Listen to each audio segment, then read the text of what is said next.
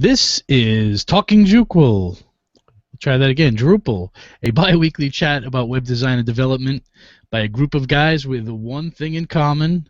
We love Drupal. We record this live on Wednesday afternoons in a Google Hangout. Visit us at talkingdrupal.com. This is episode 119, Wednesday, May 4th, 2016. Drupal 8 performance and caching. May the 4th be with you guys. And with you also. And also with you. And also with you. Oh. Beautiful, huh? Well, welcome. It's a lovely overcast May 4th, depending on where you are. Raining up here a little bit.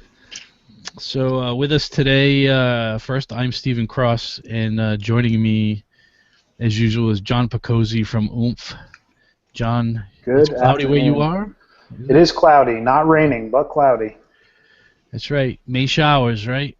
No, it's April showers. April showers bring May flowers. I don't know what May showers bring. I don't know. Cloudy days. Gloom and despair? Oh, no. Right, and also joining us is Nick Laughlin from Enlightened Development. Good afternoon. Nick, tell us all what's new with you. So, last weekend, I got a little puppy. He's sleeping right now. Hoping he's going to sleep through the show. But it's been fun. I haven't had a dog before, so I'm learning a lot of new things. And it hasn't ruined anything yet. It hasn't chewed anything up yet, but I don't expect that that's going to last too much longer. Yeah, time will come for that. So that's great. So new house, new dog. You know what's next, right? We'll see. They always go in that order. We'll see. All right. So today we're talking about Drupal 8 performance and caching. And before we do that, a couple of things. I want to remind people that they could send us emails at talkingdrupal@gmail.com if you have questions or feedback for us. You could also call us and leave us a voicemail at 401-400-2004. Should double check that number too, because I don't think we've ever received a call on it other than us testing it. So I should probably test that this week. Make sure it's still working, because it's been set up for quite a while.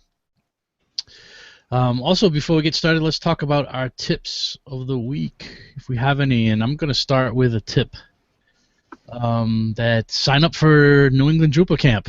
That's my tip to you. And if you're not in the area, make arrangements to come or sign up to a Drupal camp near you. Great time to meet other Drupalers, learn a little bit more about Drupal, generate some business, and just have a good time. So our camp is on, when I say our camp, I'm referring to the one that John, Nick, and I organize here in New England. It's on October 1st at Southern New Hampshire University. And we're going to have a training day the day before on a Friday, and that would be the 30th of September. So go to nedcamp.org, nedcamp.org. Register, and if you're in the area and want to do a presentation, we'll have session submissions open shortly. And you can also follow us on Twitter at NedCamp for more information. So hope to see many of you there. What other kind of tips do we have? John? Yeah, so my tip is that if you are a Drupal developer or site builder or Drupal person and you're looking for a job, or you're looking for a change of pace from your current position, reach out to me. Oomph is hiring. We're looking for Drupal people, real general. So if you're a Drupal person and you want to come work with me and the great people at Oomph, reach out either on Twitter or via email, and I'd love to talk to you. I guess we should have named this segment Public Announcements today. Yeah, tips, shameless self-promotion, whatever. So, Nick, I think you have a real tip, actually. Yeah, so I have a real tip. So this past week, I ran into an interesting situation that I haven't run into before. So let's see if I can talk through this without going in circles. I figured out a Pun general. intended.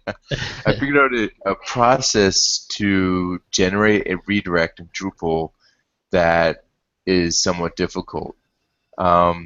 So the redirect module prevents you from writing a redirect to itself because it will create an infinite loop. However, on a website that I help manage, somebody sent out an email blast in which one of the URLs in the email contained the URL inside it. So it would be, for example, All right, just for all right, Nick. It was me. Okay. I was trying Sit to. there I and was trying say to be. someone with a big smirk on your face. I think most of our listeners are on iTunes, so they wouldn't see that. So anyway, we sent out an email blast for NetCamp this week, and it's one of the URLs ended up being encoded netcamp.org/netcamp.org/event. So naturally, you just visit the page, you get a URL not found. If you're logged in, you can create a URL redirect. You follow that link, you try to redirect http://netcamp.org/event, and you get an error saying that you can't create a redirect to itself. However, redirect also automatically creates those redirects if you change the path. So what I was able to do is change the path of the node to that URL, the full HTTP, including the HTTP. And so then, you went into the path field and put the full yep, URL, including the HTTP, into it. correct. Which And would then okay. I saved it, and then I edited it again and set the URL back to what it was previously. Right. And then that created the automatic redirect. I then had to delete one of the redirects so that there wasn't a loop, but everything's working now. So if you visit... so the user interface won't allow you to create that configuration, but it will do it itself. Correct. So there's validation on the user interface, but there's no validation apparently on the programmatic, Side, which is probably technically a bug. But it's a useful workaround in some cases. Right. Yeah, that's good to know. And chances are the email that went out last year had that same issue in it, and it was never caught or reported to us. Because that really was just an email with a few little pieces of text modified in it, I think. So, anyway, yeah, that's a good tip.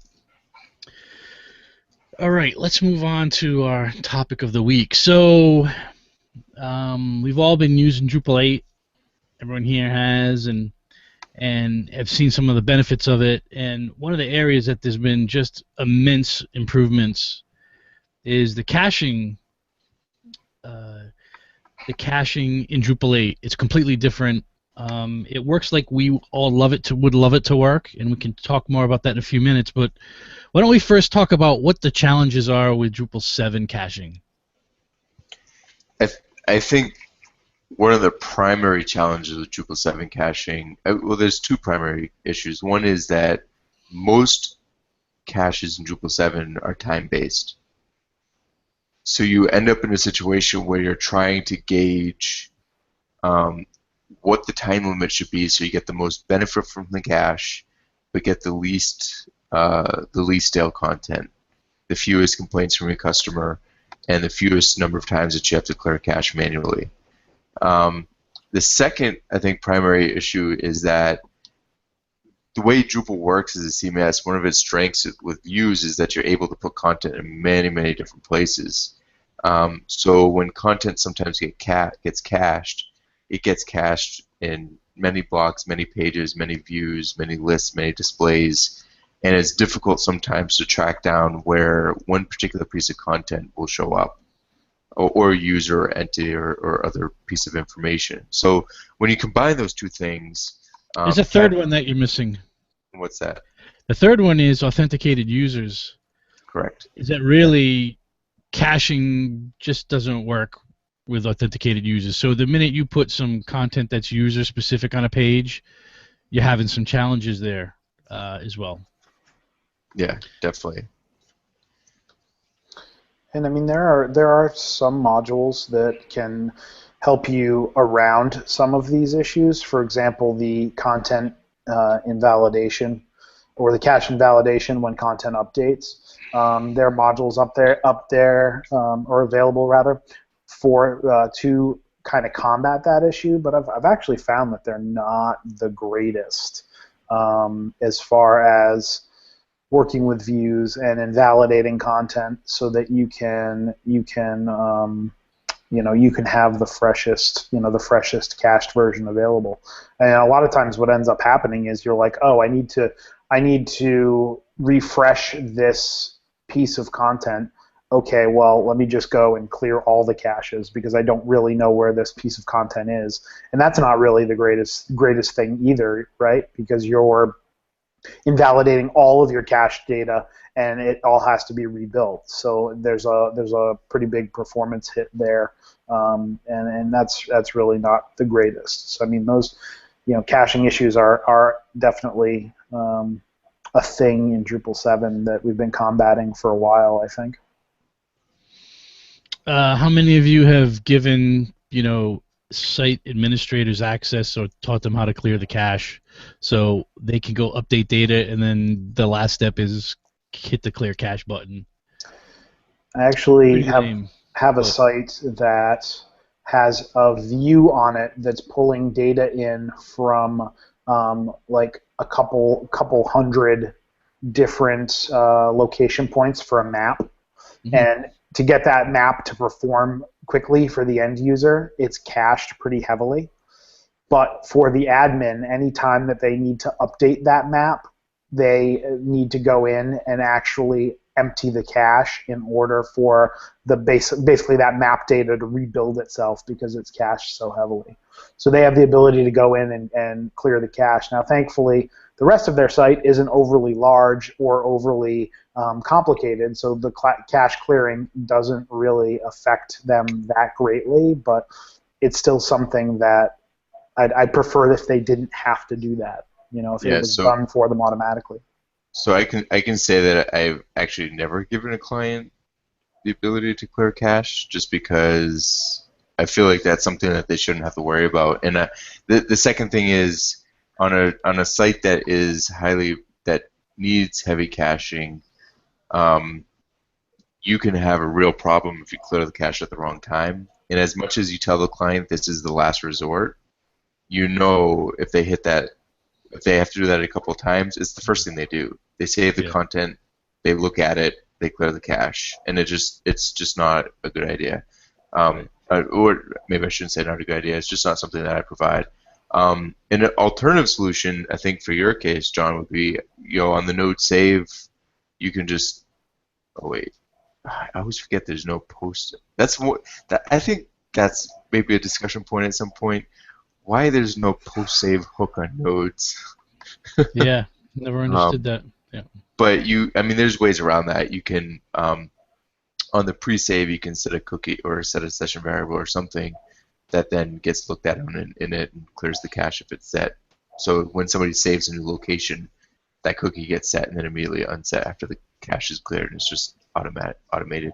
But you can also, there's other tools too. There's modules that allow you to do that. So how would you describe like the ideal world? Like, what would be the ideal world for the way this cache to work? How would you describe that? From my perspective? Yeah. Content is cached indefinitely until something changes, and then the next page request gets the new content. I think that's about it. So I would say I would kind of, I don't know if I would add to that or change the way that works a little bit, in the fact that I agree that content should be cached indefinitely, but I think when the cache is updated is actually on the save of the new content, not on the request for the page, simply because I don't know that I want the end user to experience that extra load time of rebuilding the cache because they requested the content. You're penalizing them for viewing the page. Well, the way caching works, either way you do it, they're going to get that extra load time unless you're prefetching the items. If you're warming up the cache, so to speak. And if you're doing that anyway, the same thing is going to happen. It's going to happen either way. I mean, if you're prefetching, Yeah, but wouldn't it the be first better? visit- Wouldn't it be better to happen to an admin than to happen to an end user? no, but I mean, they're semantically different, but functionally they're exactly the same. I mean, they work the same way. Unless you're pre-populating the cache, and if you're pre-populating the cache, then the person pre-populating the cache, the mechanism that pre-populates the cache is the one that's going to get that extra load time anyway. So it's not, and it's not significant generally. I mean, unless you have an extremely heavy page load, that cache generation is generally fairly quick. So the one piece that I would add to what you described, Nick, would be that if I've changed a piece, just one little piece of information, let's say it was someone's last name, then it would be awesome if all of those places on the website where that last name could appear would be an invalidated cache, not necessarily the whole site, but just those sections. So if I got 1,000 pages, the 5 pages that I'm impacting are the 5 pages that would be recached. The other ones don't cache at all. And Don't kind of, recache at all. Yeah. I don't know if this is, we'll probably talk about this, but I'm wondering if it's like worthwhile to kind of like only have that one piece of content or that one field affected as opposed to the whole page, right? Yeah, so all the things that we've just mentioned are really kind of what they've addressed in Drupal 8. So other than John's wish that the cache gets created or gets regenerated without someone asking for it, in Drupal 8 there's caching going on. Now we're not talking about external caches just yet. We'll save that for the end of the show. But what they've done is they've got 2 kinds of caching going on, right? They got page caching and they've got something called dynamic page caching. Or actually, dynamic page caching is what's new in Drupal 8.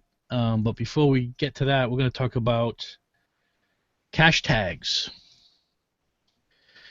Interesting is what they've added in Drupal 8 is what a cache tag is. So, And yes, he is saying cache tag, not hashtag. Not hashtag, yeah, that's a cache tag, exactly. So what a cache tag is a piece of information that identifies it's like a tag that identifies on a page what kinds of information are on that page, and so when that kind of information is changed, is an identifier to know that that page is one that has to be expired and regenerated. So an example of that might be if you have a node, let's say node ID 10, and that node ID 10 appears in 15 different pages on your website. The minute you update node 10, any page that has this cache tag that includes node 10, that's the identifier to know that those 10 pages need to be rebuilt. Yeah, so let's talk a little bit about how that actually works, the mechanism behind that. So these tags reside in the header part of the response. So there's a line in the header that says something like Drupal cache tags, and then it just lists all the tags for whatever page that you're on. And when the page is being built, each item that's being rendered or called, I assume it's called, not just rendered, but each item that's on the page is basically saying, here are my tags, and they get appended. So, for example, if you have a page that's a view, and it's a blog page, a page of blogs, and it's got multiple different authors for each blog post, you'll see a cache tag that says view-blog, for example, and you'll see a tag for node-11, node-25. For every node that's displayed, you'll see something like user-10, user-20 for each author that shows up on the page. You'll also see one for files. So if you have files on each, if you're showing like a picture, it'll give you the FID as well. So if that picture updates, I believe it does media styles as well. I would assume it does, but I'm not If you sure. if you take a look at the headers, there's a ton of information in there in terms of cache tags. It's the structures of like the sort of the general structure of the page, the blocks that you're using, all kinds of stuff. Yeah, and if you install Drupal 8 just core, you don't update anything or put anything, and you visit the home page and look at, all you do is enable the cache tags, and the cache tags show up automatically, but for you to be able to see them, it's just a flag in the YAML file, the services YAML file, I believe. It's very easy to turn on. So if you turn them on and look at the default front page with no content on there, there's something like 45 or 50 cache tags. Right, before you've done anything to it. Yeah, exactly. It tells you what the theme is, what the page is, tons and tons of things. So let's talk a little bit about how Drupal uses cache tags, I guess. Just out of curiosity, are those tags being output in the like the front end theme of the site? They're in the header. They're in the header, in the HTTP header. Yeah. Okay. All right. So they're not. Okay. All right. Yep. They're not in the header tag in HTML. The head tag or a header tag. Yeah, it's in the HTTP header. So what happens is, like Steven said, when you update a user or a picture or a node or something, it basically expires that particular tag. So then if a user visits the page, Drupal checks to see, oh, does this page exist in the cache? And it says, yes, it is. It's right here. But then if you go and update a node that shows up in there, it says, does this exist in the cache? Yes, it does. When it goes to retrieve it, it sees that, well, actually, no, I believe it's the reverse. It sees that this particular cache has this tag in it, and it deletes that cache. So then the next person to visit it doesn't see a cache version. It hits Drupal directly.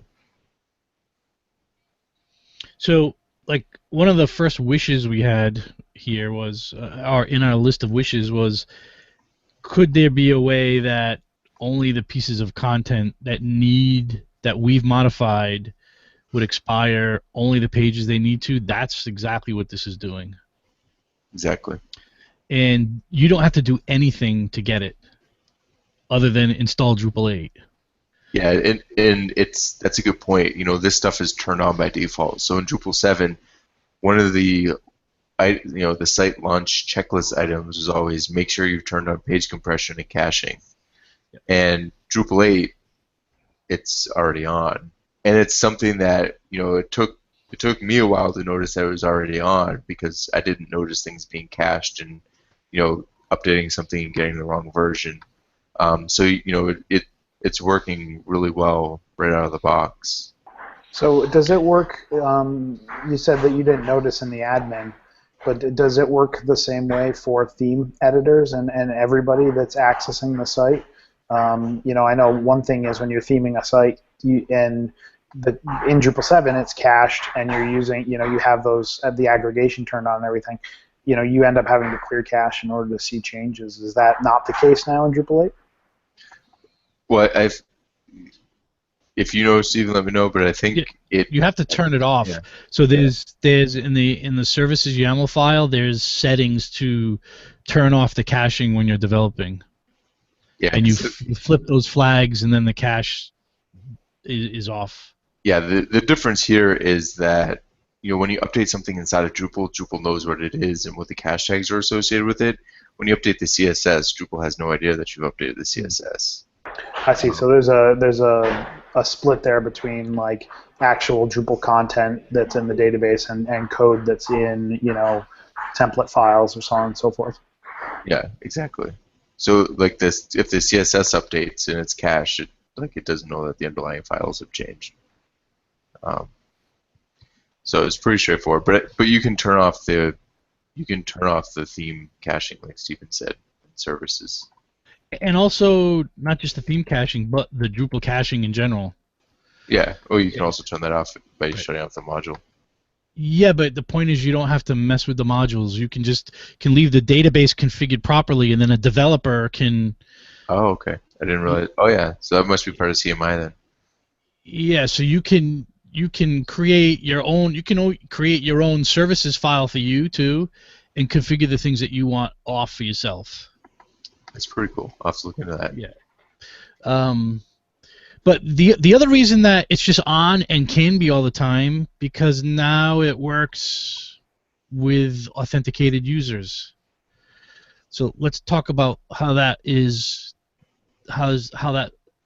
working. So it's the page caching is now called dynamic page caching, and what happens is when a page is rendered, it's got these placeholders in the page of parts of the page that can't be cached because it's user-specific content.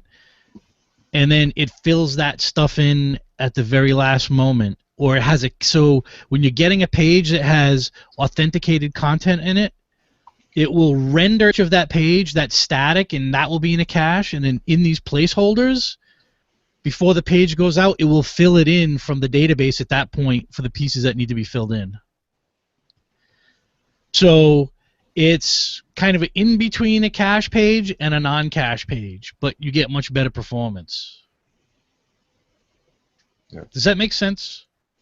Yeah, so like, for example, if the header just has the logo and the navigation or something, and it doesn't change for authenticated users, that part can be cached. It's cached.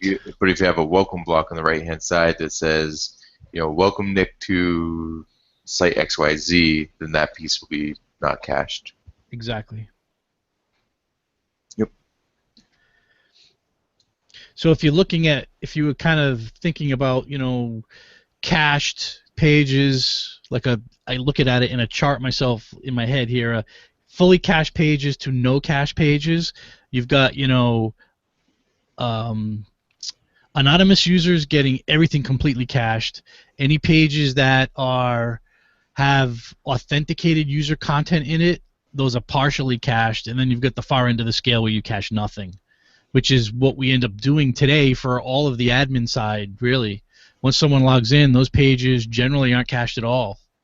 So now you've got some caching in here and better performance. So for sites like e-commerce and anything that has logged in users, my understanding is you'll see significant improvements in performance.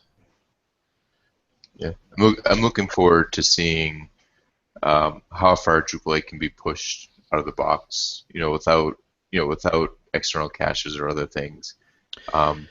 It's funny because the information that's out there's a lot of. Let me see if I'll put some references in the show notes. I have links that we don't need to go through now, but there was a number of videos that the caching team produced that helps describe how some of this stuff works, and of some podcasts that I've listened to learn about it. And one of the things that they've said is they believe that now in Drupal 8, you can actually use shared hosting environment for smaller websites and not see performance penalties. So the general rule of thumb always, from my perspective, was always never use a shared host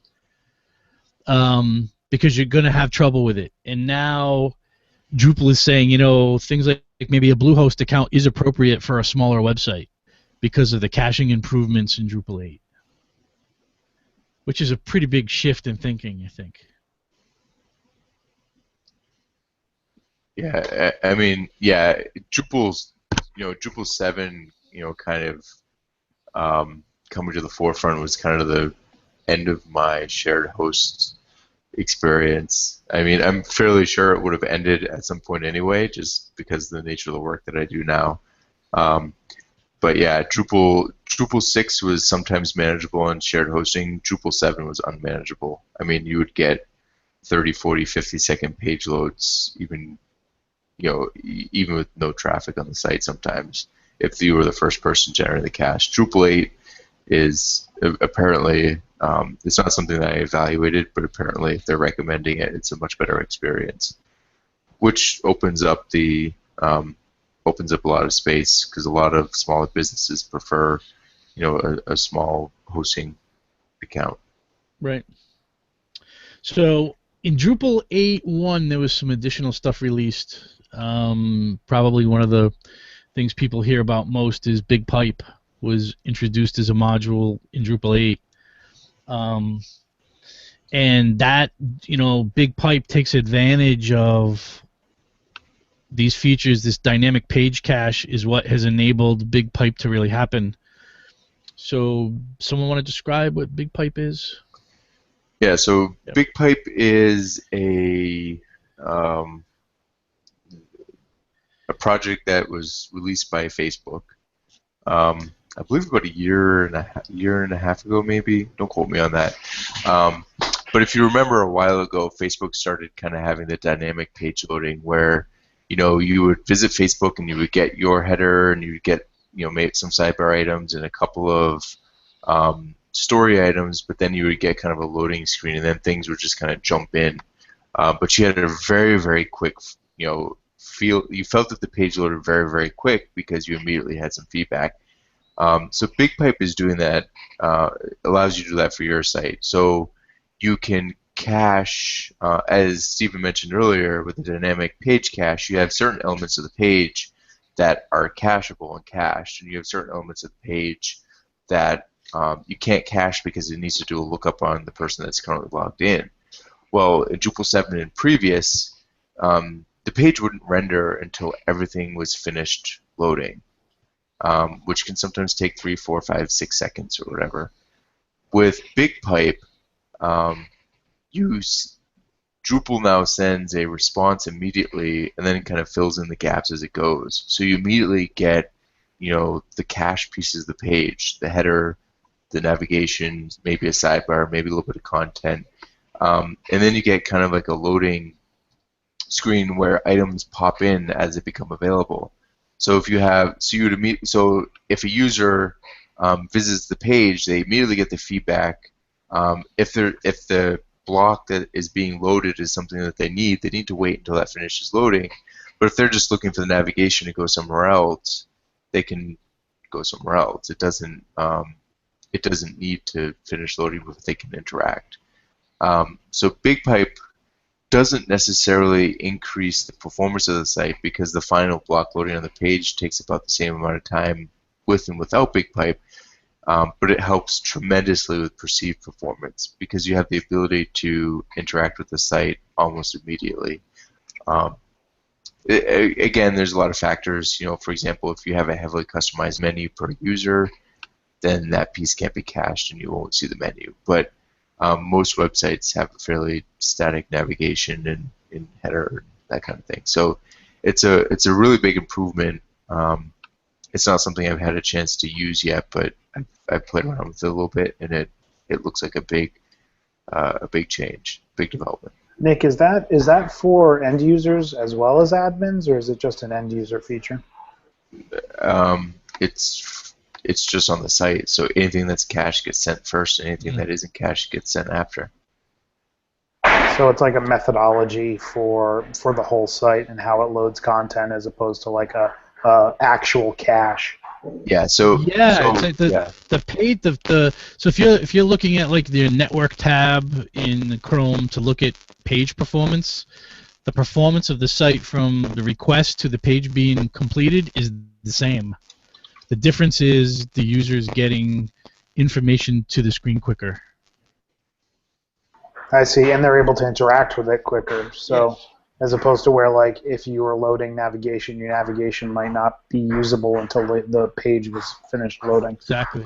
I see. Yeah. And then, is that in addition to caching being done on the admin side as well? What do you mean by the admin side? So Steve had talked previously about admin, the admin experience being cached differently and displayed differently. Is that in addition to BigPipe? BigPipe. Yeah, so BigPipe is an additional module. So all the Drupal 8 caching stuff we talked about before BigPipe is there and it's on. So you get the advantages in admin. The technique that they're using for dynamic page cache, which is what allowed them to implement BigPipe as a module, because we could now deliver pieces of the site that are basically static in a cache because they already exist. We could deliver those first. Yeah, exactly. So previously, Drupal 7 wouldn't even send a response until it finished rendering the full page. Drupal 8, because it has different sections of the site cached differently, would be able to send stuff differently. And BigPipe is a methodology that allows it to send. It basically sends, I believe it basically sends an empty body tag and then just attaches stuff to that as it finishes loading. So it kind of sends like an unfinished, it doesn't close, or rather it doesn't close the HTML tag so the response doesn't end, so a connection remains open, something like that. So BigPipe doesn't actually have anything to do with caching. It's really about how the page is being delivered to the end user. But the new Drupal dynamic caching allows us to utilize BigPipe. Because in Drupal 7, the way the caching is, you could use BigPipe, but nothing would change. Like you might get, instead of a loading screen, you would get like a white page, and then everything would load at once. Because Drupal isn't sending anything else until it's finished. Drupal caches pages as a whole object, rather than as individual components. Yeah, so, and this is the a point with BigPipe is that it's part of core, right, in 8.1. Right? It was initially a module, but now it's included in core, isn't it?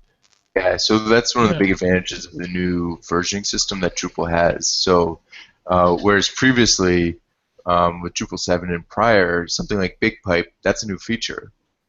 That would be stuck in contrib forever until Drupal 9 or something else. You could not add it to core. You can't add new features. But now with the new semantic versioning, is it minor point releases? You're able to add features now. So 8.1 was able to add BigPipe. There was another big thing that came in 8.1. I don't recall off the top of my head right now. I think it had something to do with migration. Just to clarify, it's an additional core module, but it's not enabled, right? So if you update to 8.1, you'll see BigPipe as a module that you can turn on, but it's not enabled by default. Good question. I'm not sure. I can look now, but I'm not sure that it's enabled or not done by default. Like if I do a fresh install of 8.1, I'm not sure if it's on. Like, yeah, I don't know if there's a reason for it to not be on, but I'm not sure. That would have to check. I would think that maybe the only reason you wouldn't want it on is some sort of because it keeps the connection open for longer. So there's probably some kind of possibility where you have too many connections open, whereas the other way it's like the connection kind of is handled a little bit differently.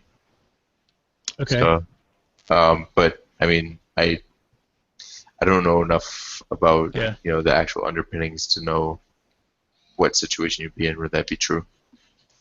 I think one thing that, actually, you know what? Now that I say that, I think one thing that may be interesting is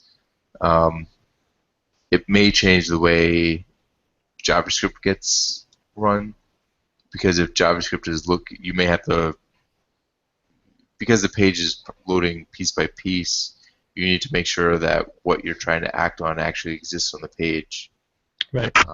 Before you actually act on it. So it may change slightly how you write your JavaScript.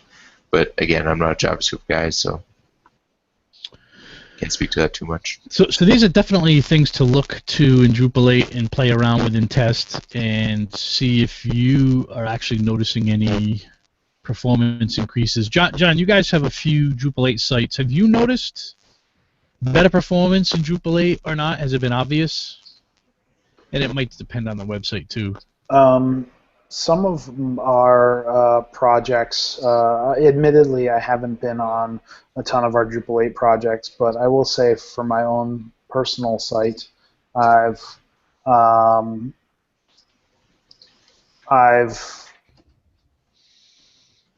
installed Drupal 8, used it, and it does seem a lot faster, both on the admin and on the front end. Now, granted, I'm not doing a ton of really complex stuff on my personal site.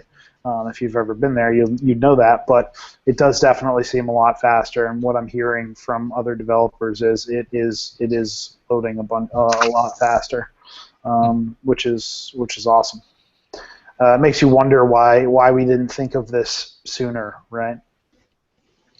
Well, I think it was thought of a while ago, but it was just about rebuilding.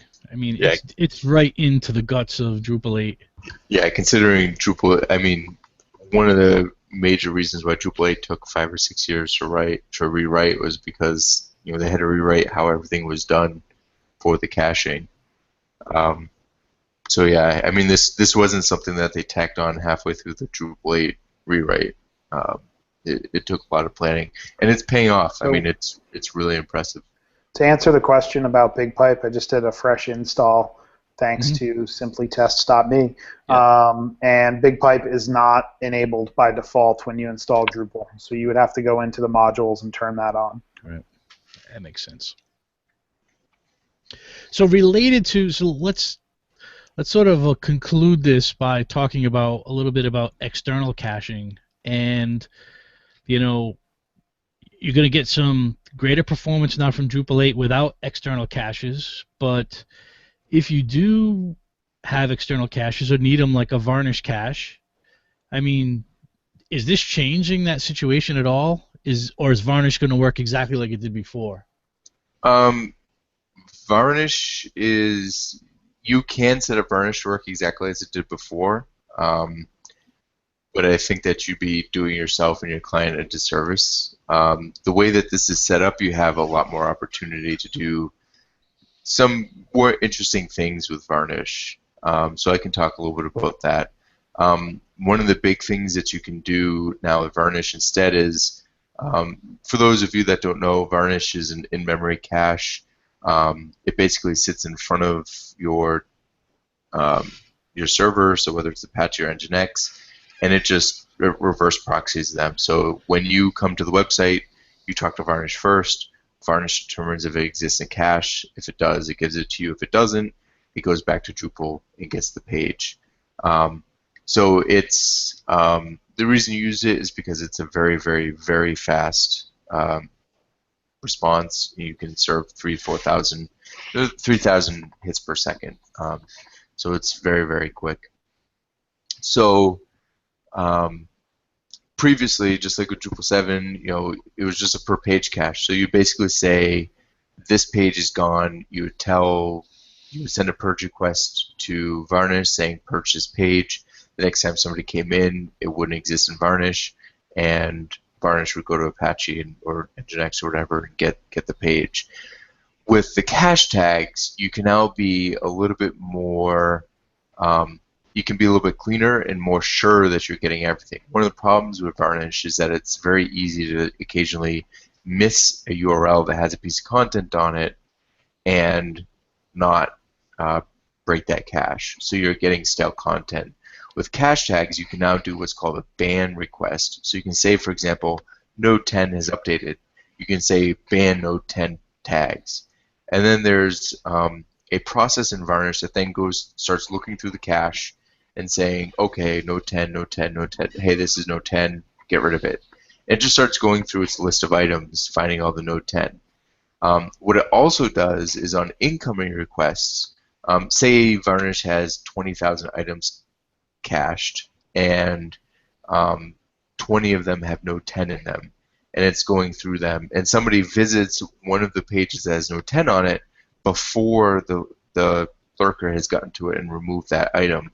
Well, what Varnish will do then is say, hey, this was cached at 10 a.m.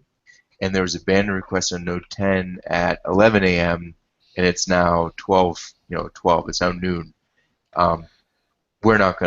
We can't show this. We need a fresh copy, and we'll just not serve that page, and we'll go back to Apache, get the new page, and then serve it.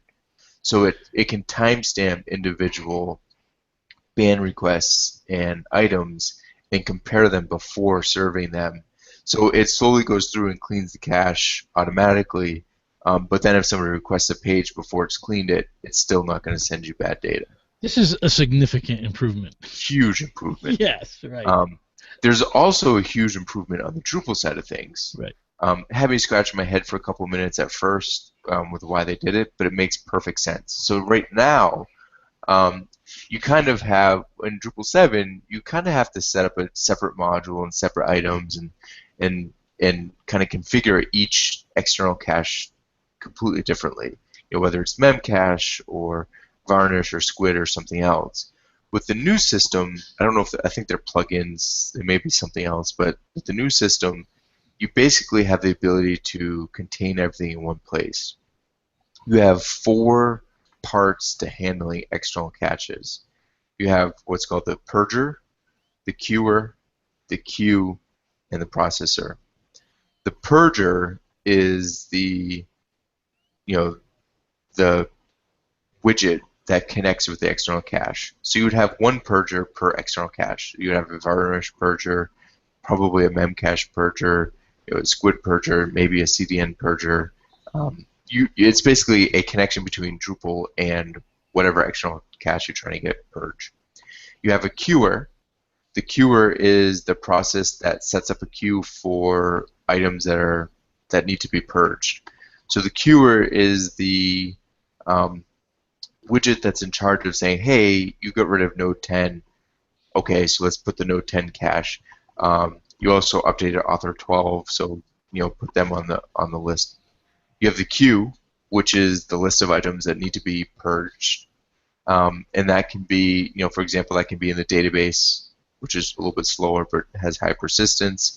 It can be in memory, so it's very, very quick, but if you have a server crash, it's going to go away. And then finally, you have the processor, and that's the item that, that's the widget that is actually processing the queue and sending the purge request or the ban request. The processor can be something like custom code, or it could be cron, or it could just be, it could probably be just a simple timeout, so every 5 minutes or something. So those are the 4 pieces to it. It's much cleaner. You have the purger, the queuer, the queue, and the processor, and they allow you to connect to the external cache and remove content as necessary. And it took me probably, with the help of a great blog post that we should probably put in this in the resources, Right, yeah. from Jeff Geerling, I believe his first. I just recognize him by his handle, which is Geerling guy. Mhm. But I believe it's Jeff Geerling. He put up a post about Drupal 8 caching and how to set up Varnish, and it was, it took me maybe a couple of hours and then maybe 20 minutes of troubleshooting to get it up and running. And Nick, as far as from the module standpoint, is it as easy as having your Varnish server set up and then installing the Drupal 8 module and going through the setup of that to get Varnish working, or is there some other deep-seated stuff that you got to do in order to get that going?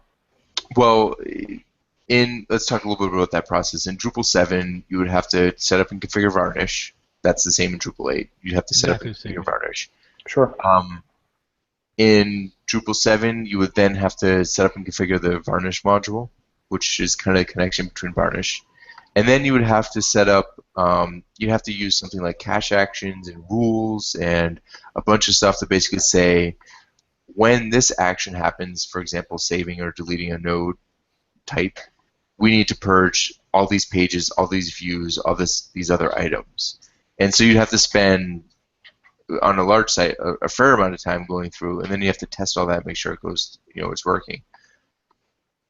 On Drupal 8, like I said, you still have to set up Varnish, but it's exactly the same. Then there's 2 modules that I installed related to the purging, the purge module, and then HTTP purger, which is the way that we purge with Varnish, and then everything was configured in there. So all I had to do was set up a purger. So basically say it's Varnish. I want to do a ban request. Here's the URL. Here's the authentication information. Then I had to set up a queuer, which I think I used a default queuer that's available. Then I had to set up the queue, which is in the database, and then I had to set up the install the module so I could use cron. So when I ran cron, it would process the purge request, and it worked. That's all there was to it. And one of the big things is I don't have to worry about knowing which views or which pages or where this user exists, where this content exists. That's by far the vast majority of the time it took in Drupal 7 to set up this this Varnish kind of purge system. And on the last site that I set up a relatively complex Varnish solution, it probably took me 12 hours or 14 hours to get all the different edge cases worked out. And if I were to do this in Drupal 8, it would probably take me an hour and a half. No, not even that. Probably, now that I've done it once, probably take me half an hour to set up. Right. So that makes a lot of sense, just in the fact that the cache tags are there for you to tie into and set up the purging of content and whatnot. Having to go through and figure out where something's used on every page in Drupal 7 and purge based on that is really strenuous, and seems a little bit inflexible too, because if you create another page with that piece of content on it for some reason, then you have to go in and add it to the every time you create a view, you have to remember to edit rules. Every time you add a new content type to a view, you have to do that. Every time you delete a view, you have to remove rules. So it's fair to say that it's gotten a lot more dynamic. Yeah, and it's also very, there's edge cases, like things like menus are very difficult to purge automatically if you update a menu, and now it works fairly seamlessly. It's not something I tested thoroughly, but everything I can see says that it would be fairly seamless. And then, it's night and day. And then in the other systems, I always have something, I generally have something in the background. Drush is generally running sometime in the morning, setting a watchdog message that then triggers a complete cache dump, because there's always something that's missed. And so at the very least, the stalest information can be is 24 hours. Right. And with this new system, I may eat my words later and have to still have that, but with this system, I don't foresee needing to have kind of a global cache clear once a day just to get rid of anything that's missing. But yeah, it's very, very intelligently designed, and seems to work very well out of the box. All right, I think that covers what we wanted to tell you that we've learned about Drupal 8 caching, and you can be excited about what's there and go take a look at it yourself. Let's move on to our module of the week, which is iframe. That's John. Oh man, the iframe module is pretty interesting. So I'd like to preface this by saying I don't recommend using iframes on your website if you can avoid it, but sometimes there are instances where it is totally unavoidable. A lot of third-party services give you code that comes in an iframe that you need to place on your site. So for the non-technical person, when editing content, you want to make it as easy as possible to add this feature to their website, right? So the iframe module actually is pretty awesome because it gives you the ability to create a field to add an iframe to your site. You have configuration options that allow you to set the height and the width of the iframe and different iframe values. So as an admin, you can go in, you can set these values to be static, or you can set them to be input by the user when they create that piece of content. And then ultimately what happens on output is when your site administrators or content editors come in, they're given a iframe URL field, and then whatever optional content you've decided. So I just used this a couple weeks ago. They have a source field. They can put in the URL for the iframe, and then they can also select the height of the iframe. And that's it. They put those two things in, and it puts the iframe onto the page, codes it all appropriately, adds the height in there as it should. It even supports width in percentages, so you can make it responsive. You can say your iframe's 100% or so on and so forth. And it really makes it easy for an end user to be able to add an iframe to a page. Again, not something I recommend doing on every website, but every so often it comes up where you need to add an iframe, and you really don't want to open up your body fields for people to be able to just drop iframe code in there anywhere they want. That can kind of get messy, and it can really be a pain for that content editor. So here enters the iframe module.